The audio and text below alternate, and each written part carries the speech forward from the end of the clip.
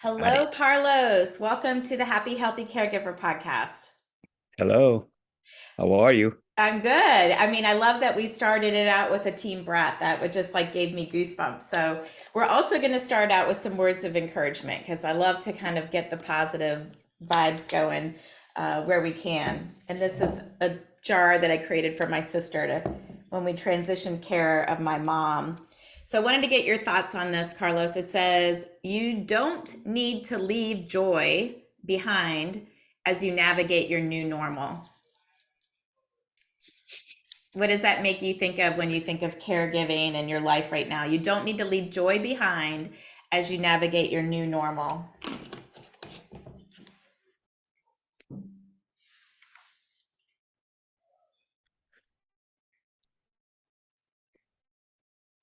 Do you feel like you have joy in your life as a caregiver? Yeah, I do. Okay, good. You know, I What does I it look feel like? it's that little spark of light in the deep, dark crevices of life. Mm-hmm. Yeah, I love, you met Heather Zocalia on one of the No Barriers retreats, and she says that we have to have cracks in order to let the light in. And Yeah. that's a nice visual, I think. But I think a lot of times for caregivers, we think about all or nothing, that it's all this or it's all that. And really, there's a lot of both. And I think for me, I know the joy emotions were just as heightened as the sad emotions because you're in such an emotional state of mind. Mm. Yeah, I can resonate with that a lot. Yeah, You yeah. know, Well, good. it's finding that little spark. And that spark is all around us. You just have to open your eyes to it and be, welcoming. Yeah, it's a mindset for sure. Do Exactly. you, well, I want to hear a little bit about your caregiving story. We introduced you in the intro, but tell us about how you became a three times caregiver. Like, give us a little bit of background on that. Mm. Well, first, it's my dad living with Alzheimer's. He was diagnosed in 2017.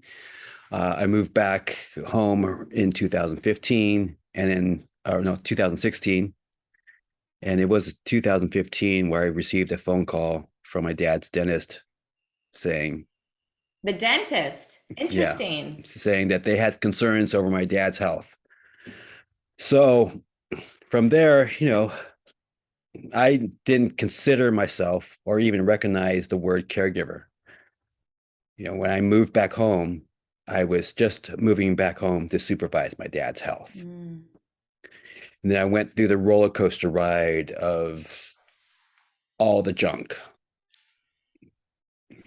After the diagnosis, I still felt I was in denial. Yeah, I hear that a lot. And I know for me, I didn't associate with the word caregiver. I'm a daughter, you're a son. We're taking care of the people who took care of us. So that was person number one, right? And you're still caring for your dad who's living with dementia Yeah. and chronicling your journey on various platforms as a way to educate people.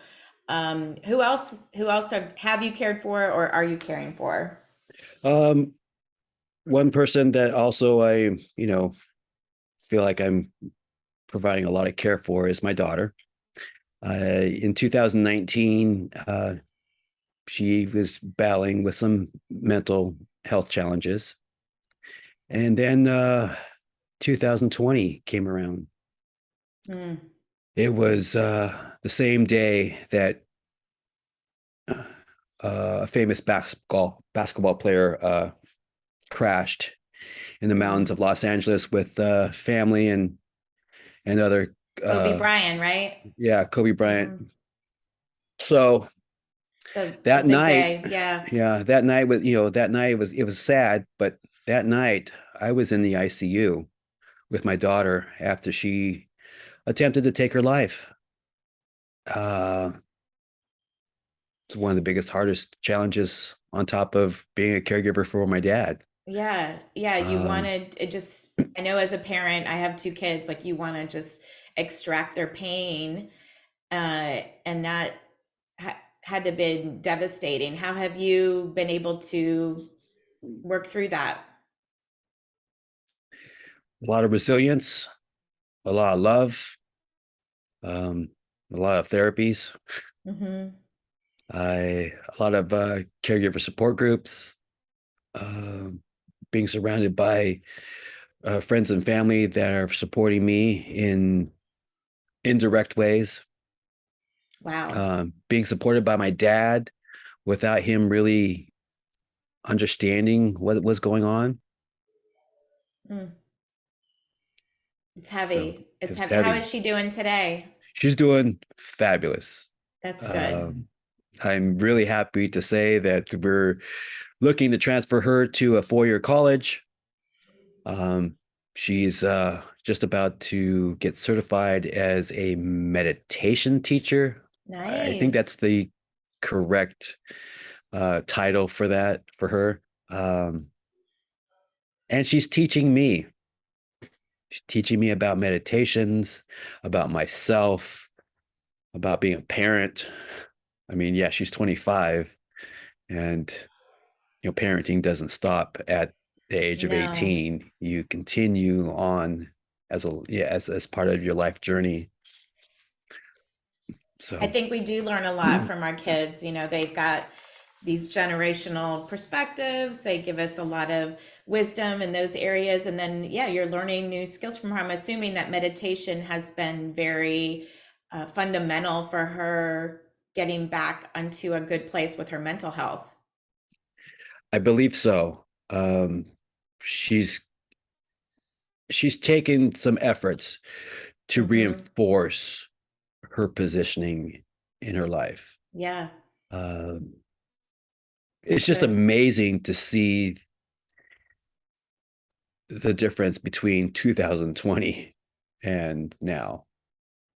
Um, Thank you know, goodness. yeah, it's been a beautiful kind of uh, I guess situation to reflect upon and encourage and reinforce into the future.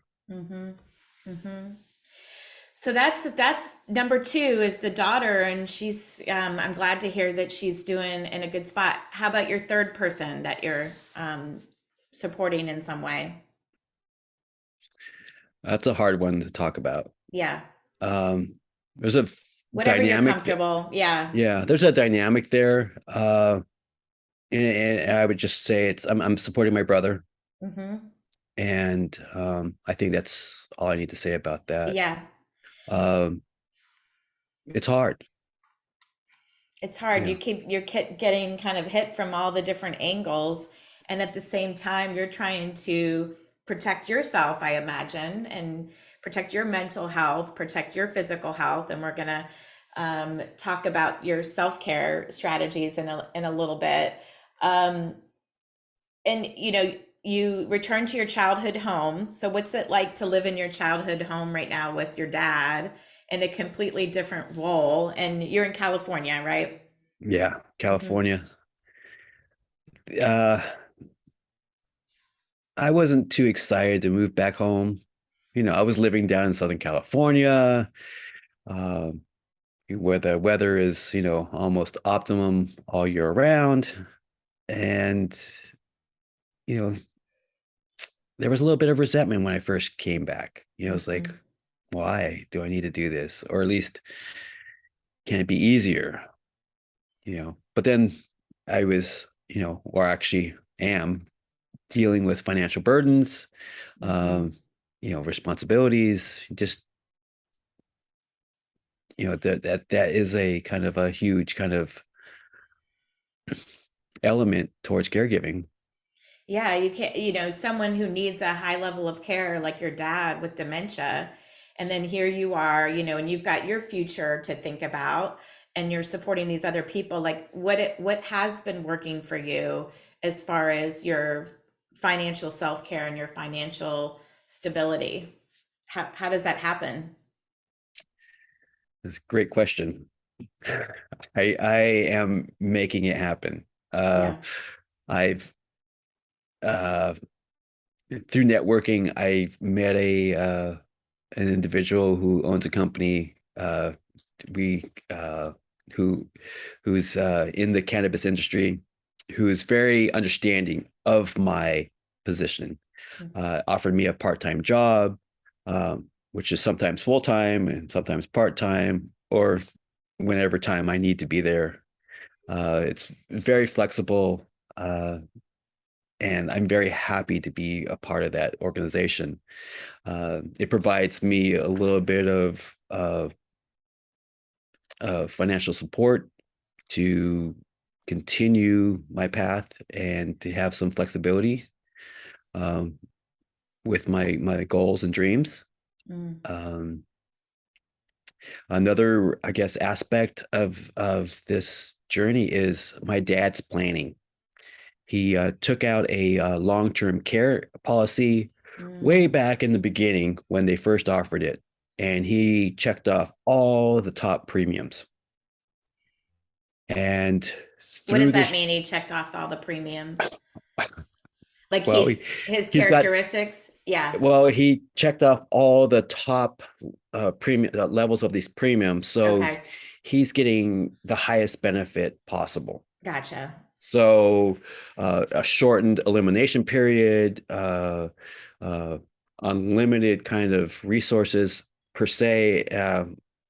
That's to be tested with this Hmm. kind of policy. We'll see how unlimited it is going to be at the moment. Uh, uh, and there's been other perks that were a surprise uh, that even the insurance agents didn't know about, or just it just evolved. Um, that's been very helpful in having a paid caregiver to support our family in this care kind of circle. I Um, think people think that with long-term care insurance, and I'm still learning every day about different things, but that it's more to pay for outside of the home care. But if people want to age and live within their home, it can also, like you said, bring services into the home, which are going to allow you to be able to work in this part-time, sometimes full-time capacity. Does it also provide any respite option for you? well, yeah, I mean, I feel that me getting out to have an activity like working is like a respite for me. Yes. Work was respite for me too. Yeah. Yeah, I get out, and if I can get out 4 or 5 hours to, do something productive in an environment that is encouraging, I feel refreshed. I come home to, a situation where dad is feeling very, very comfortable, Hmm. and it provides me comfort and reinforcement to do other activities with my dad and the family circle, and being very supportive that way. It's I know it's not very much. I wish I could have another 4 days out in Colorado, Hmm. but it gives me a lift up. Yeah. I feel rejuvenated, especially if there's no stress, at work or anything, or you know, even if I go out for like a run or a bike ride or just hang out with a friend, within that time that there's a paid caregiver here, it is beneficial for me. Yeah. And to your point, likewise for your dad, like a lot of times, we both, caregivers and care recipients, suffer from social isolation. And, just the two of you together all the time can feel lonely in its own way. And so he's getting a variety of people coming into his life that bringing different stories and energy, and you are too. So it fights the social isolation. And I totally get what you're saying about work being a break and work being respite. I used to get to my desk and be like, I know how to do this. I don't know how to do a lot of this other stuff, but this I know. And also, like, while work stress is stress, it's kind of like you've seen what the bigger picture of life is, and you're like, we're not. we're not saving lives here like the in most jobs. Some jobs are saving Yeah. lives, but you know what I'm saying. So you told me you're one of the 20 million male caregivers and people of color. Do these two attributes affect your caregiving journey in any way? I'm not sure if it affects it. I'm just trying to swim with it. Hmm. Um, when it's put in perspective like that, uh, I didn't know that there was 20 million male caregivers until it was brought to my attention through I think it was through Caring Across Generations Mm, did a social media post that was highlighting a TV show called This Is Us. yeah. And without getting too emotional about that TV show, You can it get emotional if you want to. We'll just I yeah, yeah. I resonated with the episode called Miguel. Yes. I mean, I don't know. I mean, one, it was featuring somebody that looked like me, Hmm. brown skin, that had a Spanish surname. Um, Yeah. I identified with that.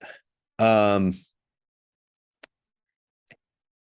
there was parts of that episode that really hit hard, especially when he was like, having a conversation and the other individual, the character, I forgot his name, was criticizing him, and he just stopped and said, "I just want to have a drink." Yes. And those times, it's those times when you just want to pause and you just want to be human again. Yeah. I think there's a lot of shoulding on caregivers, right? SHOULD. Like I know for me, like when I write a blog or when I say something, I'm trying to be really mindful about not shoulding over people like, who are doing it the best that they can, frankly, to kind of like hold it all up.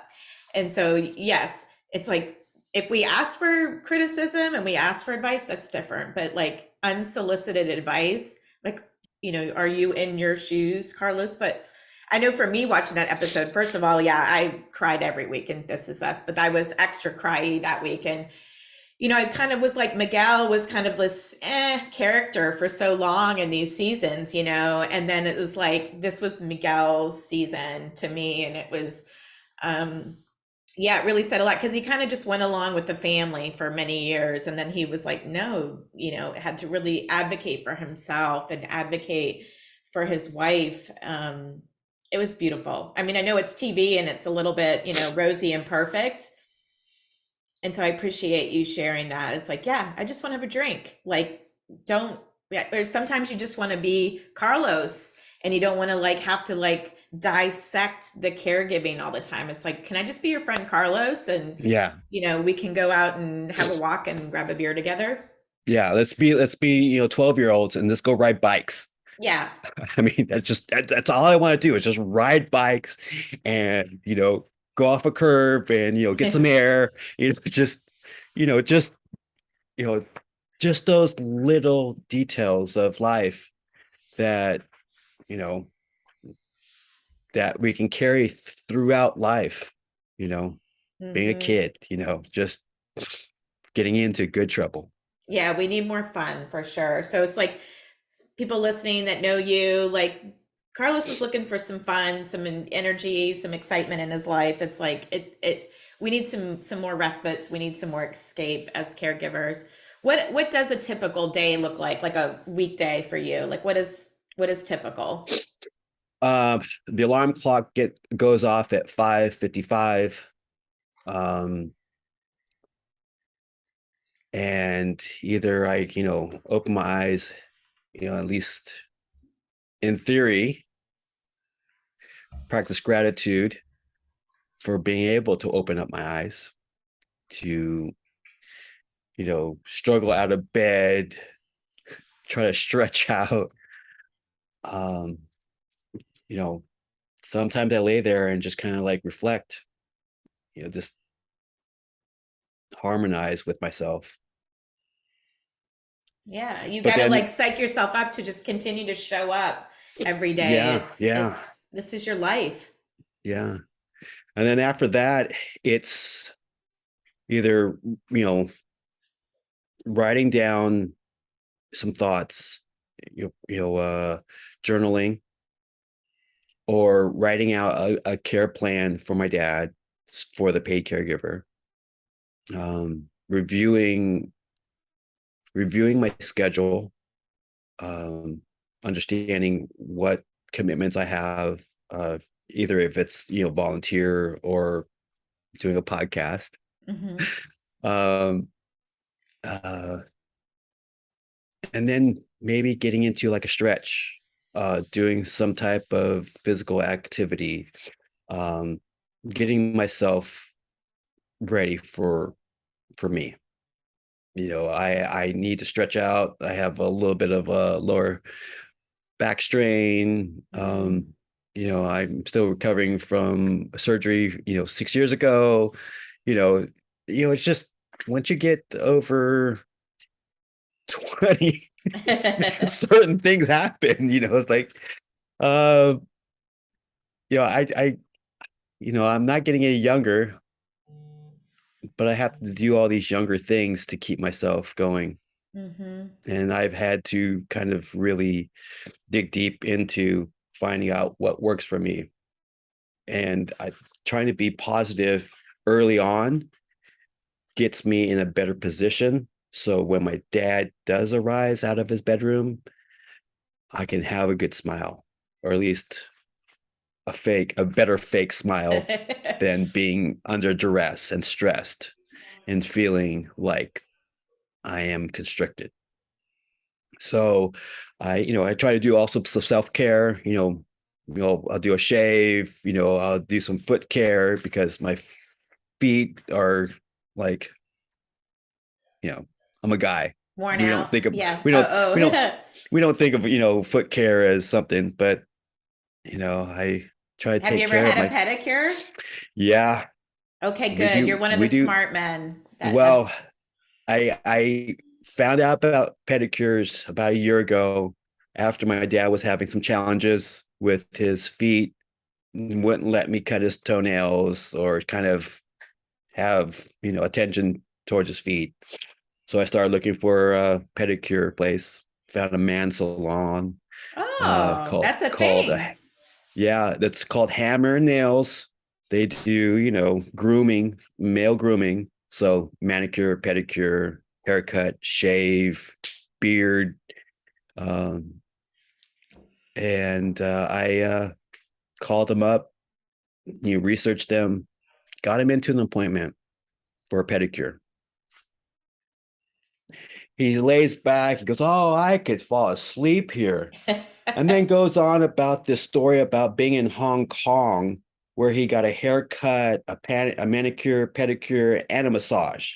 Mm, He said he had like 5 people rotating around him doing that, and that's a tapped into a long term memory. a positive memory, it sounds like. Yes, it's Yeah. something that really um, captures his attention.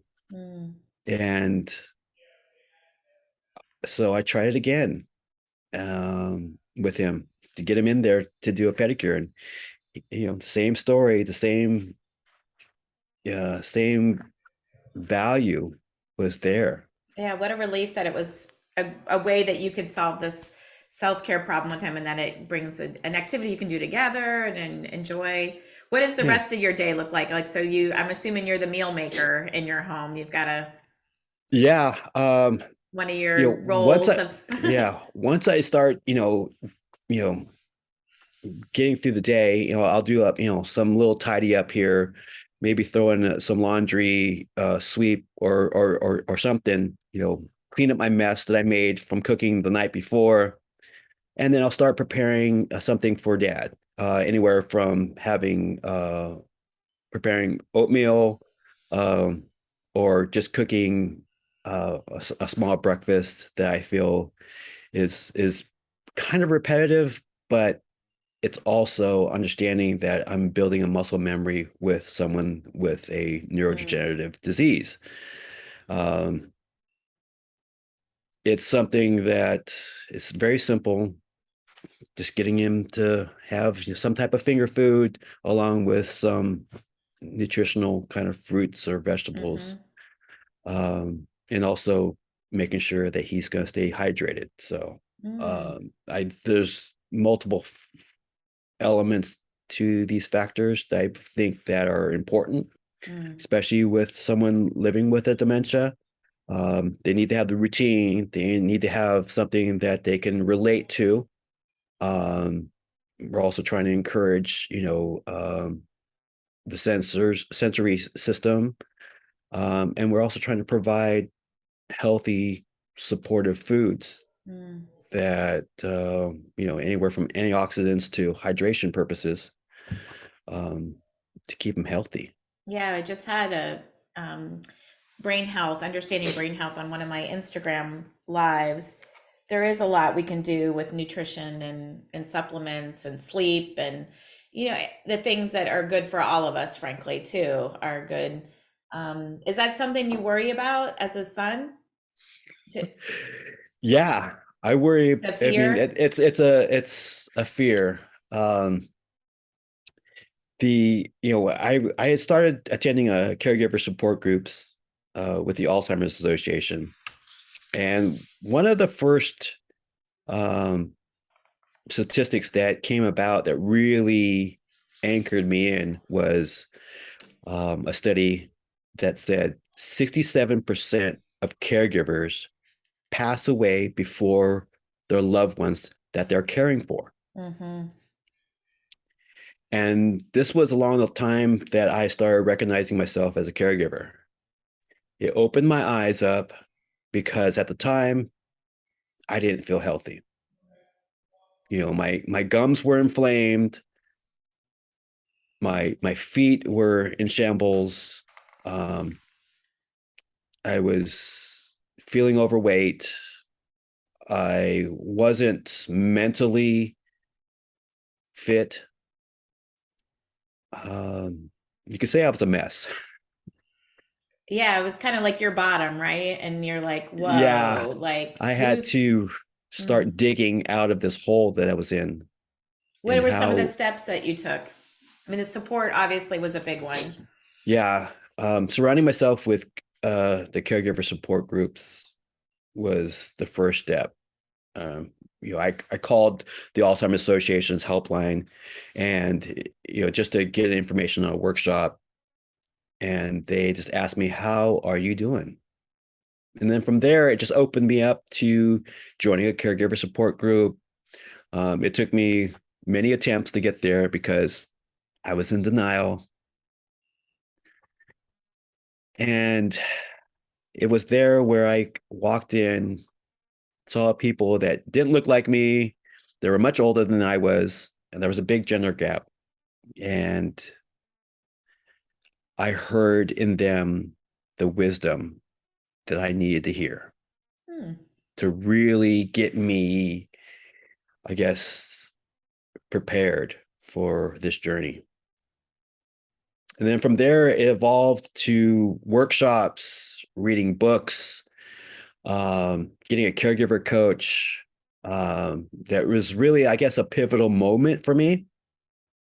You feel Um, like you accepted, like during that time, it was like you accepted the role, and then then you're kind of ready to pull up the sleeves and, okay, this is what it is. I'm gonna have to figure this out. yeah, I was getting there. I Yeah. was, it's like, I was like, I got into the caregiver coach, and she's like, well, you seem pretty educated about where you're at. But she humbled me really fast. And to really, I don't want to get emotional again, but You can. it's like, Yeah. it's like I had to really surrender to myself Mm. and really release that ego and that pride and and take action. Around I asking for help, like the pride and the, your, yeah, and around, and okay. it wasn't just asking for help. It was telling myself, you need help. Mm. And and empowering myself to get into um, you know, you know, therapy, to follow up with my doctor, getting into seeing a dentist, um, and taking necessary steps to improve myself, you know, um, reinforcing the self-care that I needed and really stepping it up. Uh, Thank you for being transparent on that, because I think it is, we go through these phases, right? We're reluctant caregivers, and we're voluntold, and how long is this going to last, and the resentment, and you've brought up a lot of these emotions, and then at some point, it does have to switch to be a pragmatic, practical caregiver who's going to make this a sustainable life, because you get one life. Yeah. So, yeah. Uh, um, and it's you valuable. Your life is yeah, valuable. yeah. And it really kind of reinforced that statistic. It's like, I want to beat that statistic of being 67%. I want to survive. Hmm. That's the outlook. I want to, improve my health.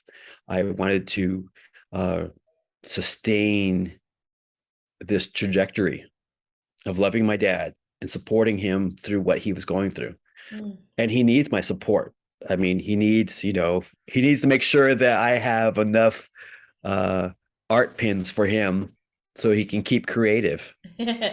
Um, That's a good segue to my next question for you, is like, I wondered how your study and your professional time in art and theater that you have in your past, how does that inform your caregiving and with your dad? oh, well, there's no rhyme and reason to it. Um, what I identified was that, my dad was always creative. That's where I get my creativity from.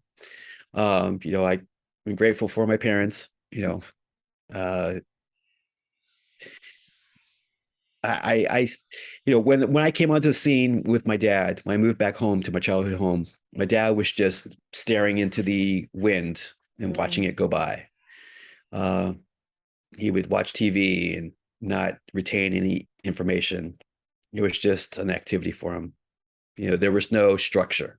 There was no, you know, routine in his life. Like joy. He was like a robot, it Yeah, sounds like. yeah. There Yeah. was just, it was, when they talk about people living with dementia becoming a shell, you know, that's what I saw. He was just there, and that was hard to kind of see. Um, it wasn't until I got involved with his healthcare, talking to medical professionals, adjusting his medications, and and providing a comfortable spot for him, Hmm. where he ended up just picked up a piece of paper and started creating. He went back out to the garage and started tinkering. He started doing these activities that were very, very common for him. He was very comfortable out in the garage. He was very comfortable doing things for other people. If they needed a little handyman work here and there, uh, he started feeling more comfortable. What was that like for you to realize that you had helped transition him from this shell to like seeing these sparks of joy in your dad again? Well, one, I was very hesitant that it was just a phase. Mm. Um, Through the support, you really get to realize that some of these things don't last very long. They could be short lived. Um, 3 or 4 years into it now, we're still going strong. Yes. I reflect back, is like, what was I feeling then? Like, well, yeah, it was joy. My dad's doing something that he really enjoyed. But I was very scared. It's like this joy. I didn't want the joy to leave us. Mm. You know, it's um, kind of hard to convey. You just have to live it and be there, be I have present in the I have no moment. doubt you've given your dad, many bonus years and many bright spots in his life. His art is amazing. Like people can check it out and see these things that he creates. And you say he was like this before. I've also heard stories of people who get, a diagnosis of dementia and then they discover this whole artistic side. So there's something that, like that, and you're archiving and documenting your dad's progression through this, which I think is great research for future generations, to kind of see this progression of his creative journey too. Absolutely. Yeah, it's um in many ways, like when my dad will state, this is my brain when he shows me a new piece of artwork. Go, this is what I see. This is that's what's coming out. And it is the truth. I mean, that's what it is. But in many ways, I feel it's a language that he's expressing. He's, when he is uncomfortable or scared, sometimes there is a piece of artwork that will reflect that. And I've there's notable times where I recognize what is going on. I can see that, he will express that through his artwork. What But for the most amazing. time, yeah, for the Yeah. most time, it's just, creativity. He's comfortable. If he can say at the end of the day, "Oh, I had a good day," then I know it's a good day. I look You know, forward and to seeing you all's interactions. Like it's a bright spot in the day. And I know that it's tough for you right now. You've got some support, but a lot of it is on you, Carlos, and um you're doing a great job with him and yourself. Like I'm really, really, it's great to see and hear that you've also are seeing the value of infusing self-care in your day. Um you talked a lot about your go-to self-care strategies and that you want to beat the statistics. What is future Carlos, even post caregiving? Like, is that something that you think about? yeah, um, I think it's I think I'm on the right path right now as far as where I want to go with this. Um, and I feel that I need to advocate for uh, for dementia awareness. I also for caregivers to understand that they're not alone. Advocating for self care, preparing people for what's to come, empowering them that with skills and resources that can help them through their journey. Um, Sometimes we don't really see a resource that is available to us uh, that can be beneficial, uh, and empowering the community to reach out to caregivers and share their I guess mission to support caregivers. Yeah, I it think gives we it need, gives us a face, right? Like there's yeah, 53 million or the 20 million male caregivers. Like, no, this is Carlos, and this is what his life looks like. And story sharing is a form of advocacy. And we talked about it earlier. You could be a male and a person of color. Like people are looking, just like you were looking at Miguel and the This Is Us. People are looking to you as not a TV example, but a real life example that is going to help inform other people's lives. So it's big. It doesn't mean you have to do it perfectly. for sure, because I think also they want to see that it's not perfect. Like this is not television. Yeah. That there are a lot of bumps in the road and rough days, and we're figuring it out and learning new coping strategies. And I know one of the things that connected us, so well, one, you'd done the No Barriers retreat this year, which I love because that's something I'm passionate about as an ambassador and a program leader for them. And what was that like for you to have respite with No Barriers?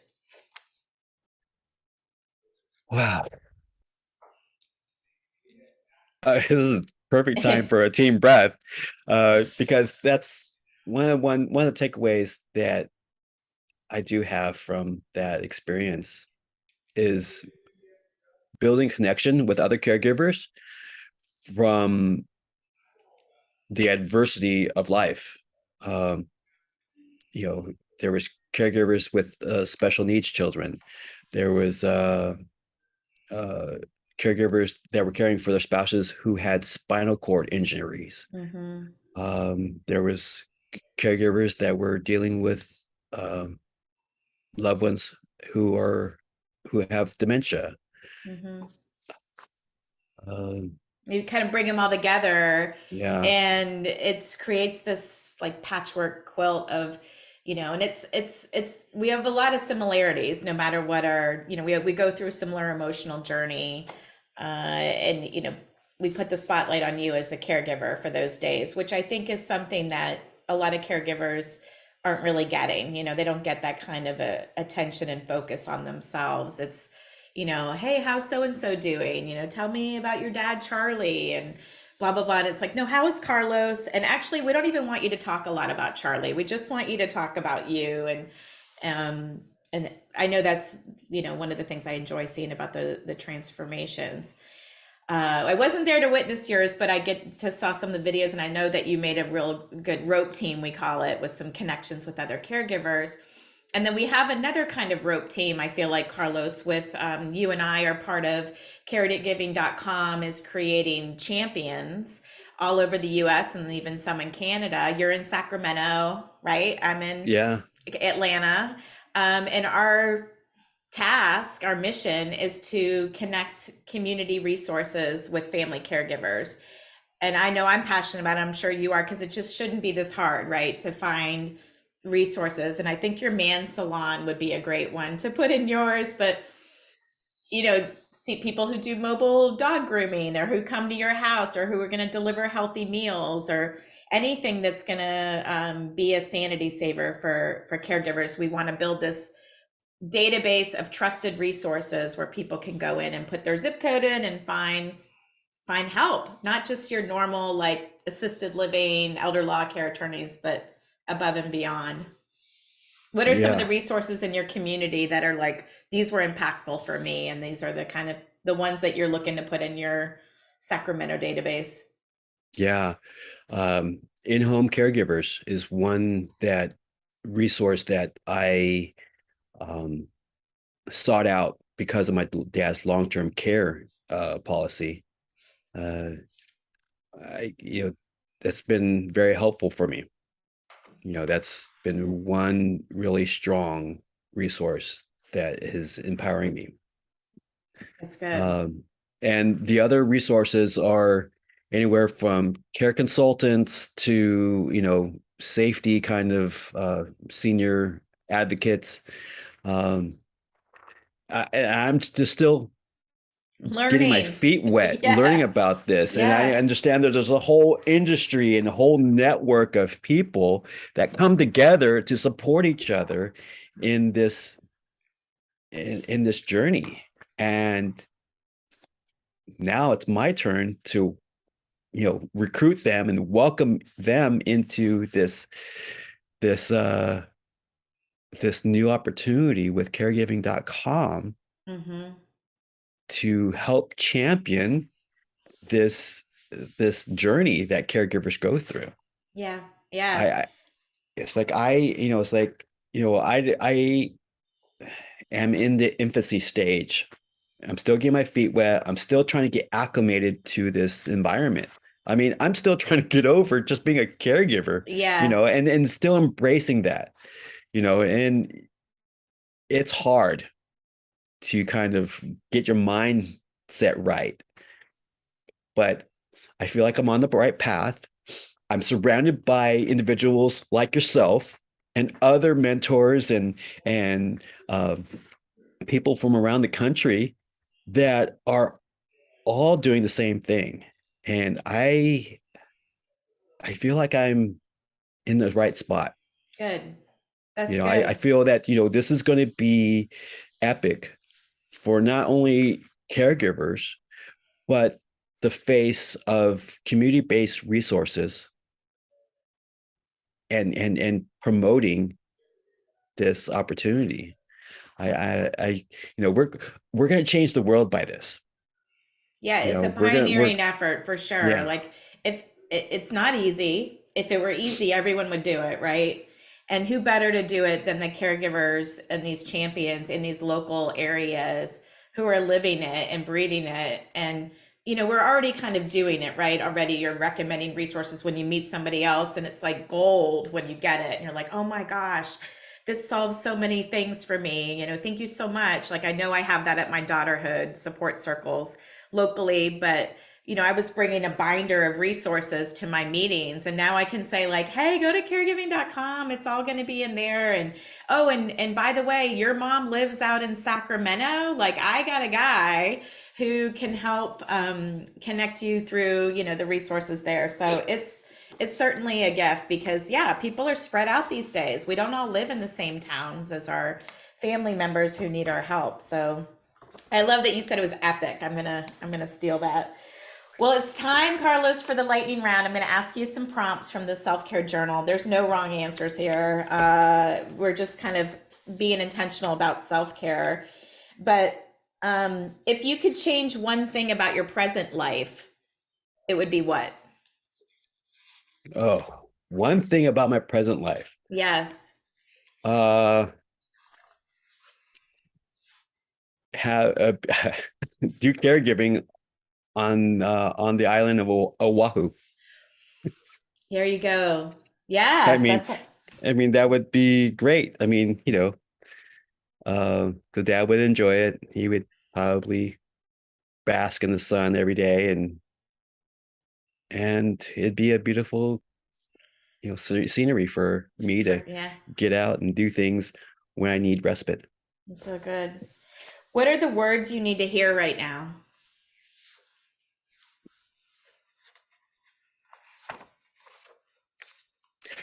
Let's dance.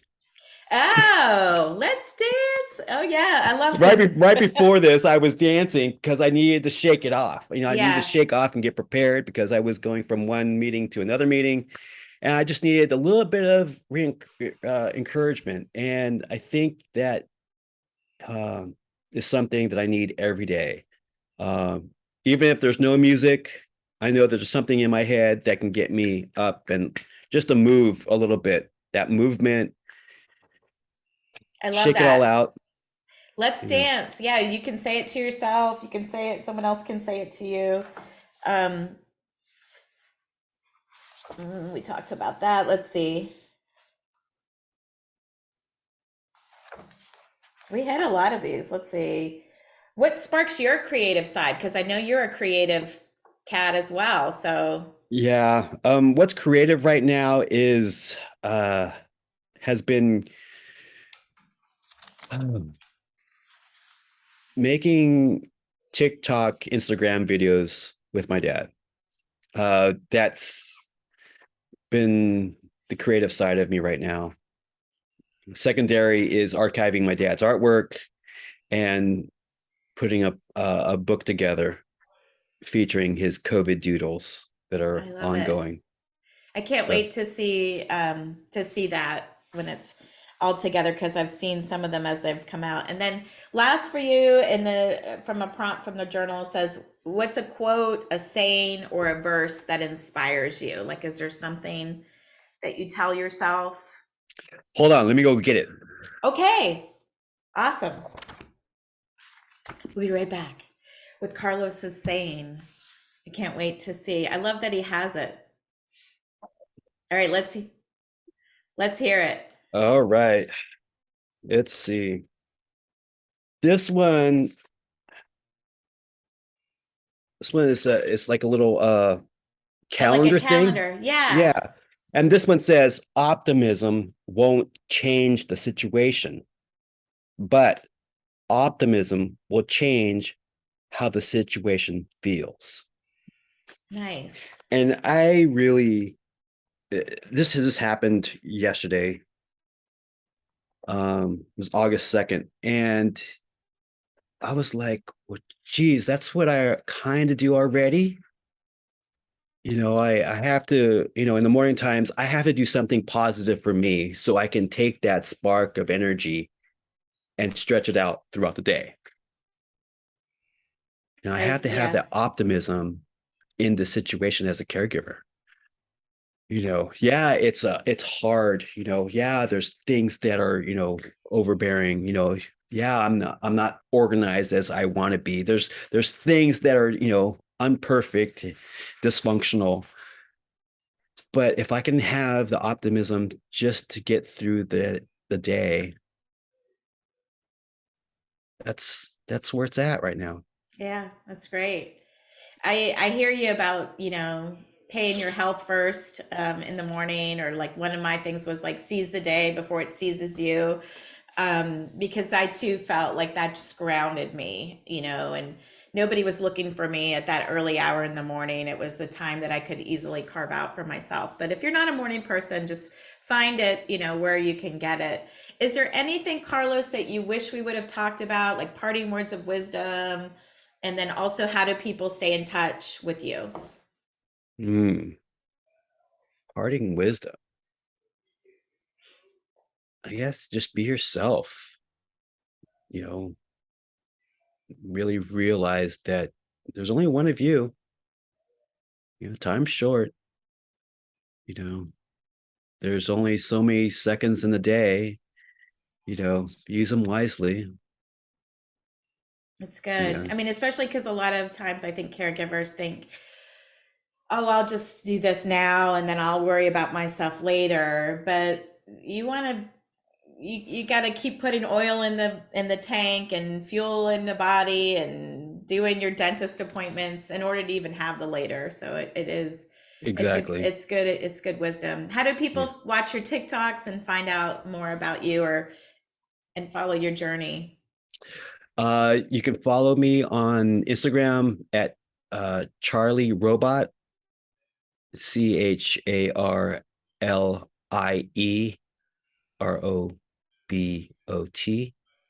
And then on TikTok, it's Charlie. I forgot what the little Underscore. underscore. Yeah, Charlie underscore robot. That's And then if perfect. you want to follow me personally, I haven't been doing very much on Instagram, but Carlos every day on Carlos every Instagram. day. Yeah. Yeah. And Yeah. Well, I then, recommend that people check it out. They're so good.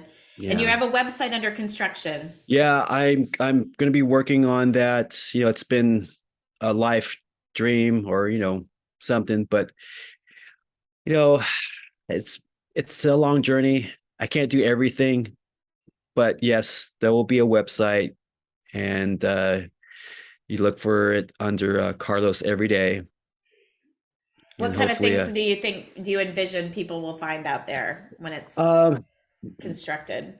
it's it'll be more about my lifestyle, what works for me, anywhere from product reviews to how I address men's mental health.